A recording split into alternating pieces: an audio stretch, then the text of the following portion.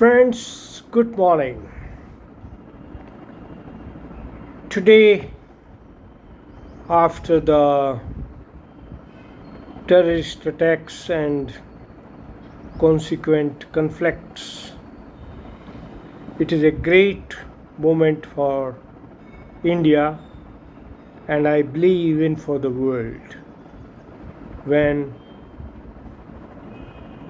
Indian political parties have all got together and formed unified teams to tell the world why India reacted to terrorist attacks and how India reacted to terrorist attacks and what India thinks of the war and the attacks on other by terrorists. It is not only important for India, I think it's a lesson for the whole world. World today is passing through a very difficult time.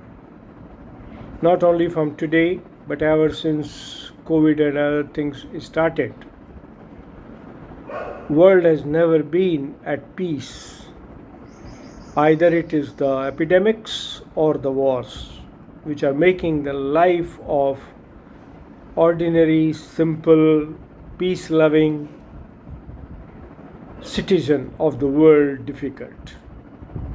And all this is happening under the guidance of great world leaders who thinks they are the ones who understand the world, who want to run the world and who make the world. But if you look at it seriously, world today is divided into two camps. One, those who are materially hungry and use democracy and all other forms for enhancing their own gains and extending their own philosophy of materialism. Second are those who are not so materialist but want to have their names, their way of life, their leaderships protected, and they are also causing the equally great harm to the nation and the world.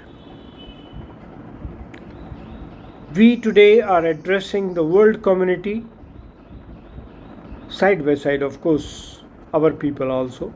I am an Indian by heart, and India believes in world as a family.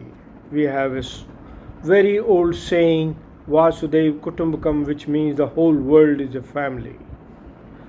We have basic understanding which says good of everybody and prosperity for everybody, joy of everybody and happiness of everybody.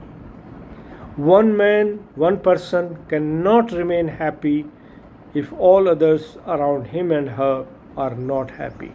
Therefore, happiness of all is the happiness of one. We come from that background.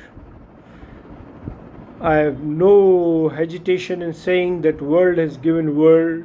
India has given world great thoughts and never claim these are our own. The materialistic world, for a little finding of a formula or a discovery or an invention, makes big sounds. But Bharat, who has been the forefront of true knowledge, science, spirituality in all fields, has never claimed that we are the owners of everything. We believe knowledge comes from God Almighty and is for the good of everyone in the mankind, in the world, in the creation. We don't believe just in our own world. We believe there are worlds out beyond us, and whole creation has to live peacefully.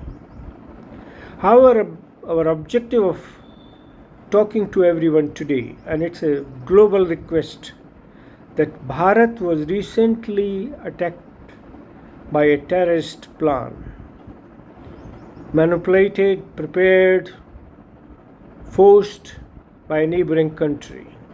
It is similar to the wars at other places going on for whatever reasons.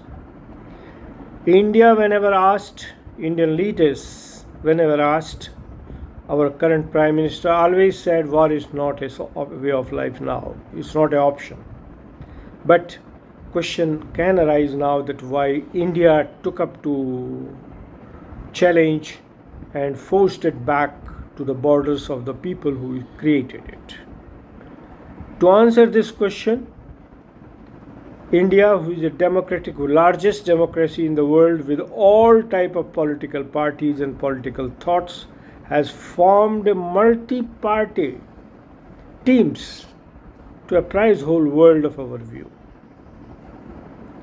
This is an example for the world that you may be today forced to go into war